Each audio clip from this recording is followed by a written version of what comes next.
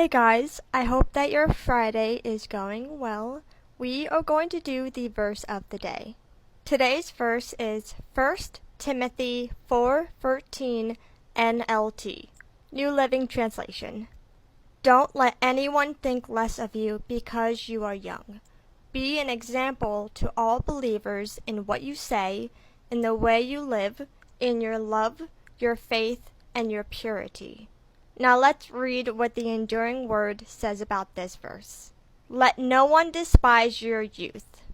Further explained, because Timothy was young, he was vulnerable to the errors of youth which bring the often justified criticism of those older.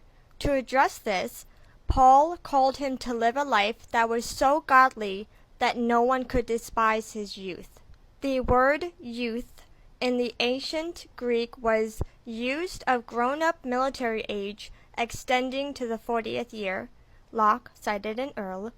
It seems that Timothy was about 30 years old at this time, but Paul was around 70, and youth is a relative thing. St. Paul shows Timothy a more excellent way than self-assertion for the keeping up of his dignity. Give no one any ground by any fault of character for despising thy youth. White. Be an example to the believers. Explained further, the King James Version has be thou an example of the believers. Some believe this is a more accurate translation, with the idea being that Timothy was to be the best representation possible of the Christian community.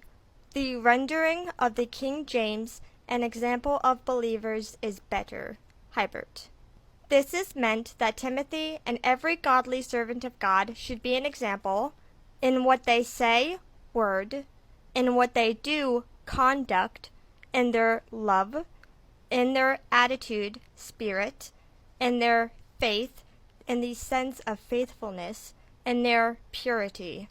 These are the criteria by which to assess a pastor.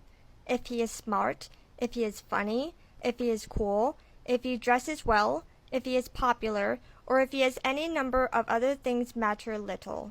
You must look for a pastor who is an example in word, in conduct, in love, in spirit, in faith, in purity. Thus we learn how foolish and ridiculous it is for people to complain that they receive no honor, when in fact there is nothing about them that is worth honoring, but rather they expose themselves to contempt by their ignorance, the example of their impure lives, their light-mindedness, and other faults.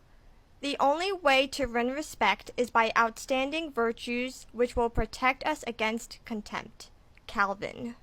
Well, I hope that you guys received something from God through hearing this, and I hope that you guys are also enjoying these verse of the days. It's definitely helping me out, so I hope that it's helping you out. And I hope that the rest of this Friday goes great for you. I love you guys, and thanks for watching. I will see you for the next verse of the day. Bye!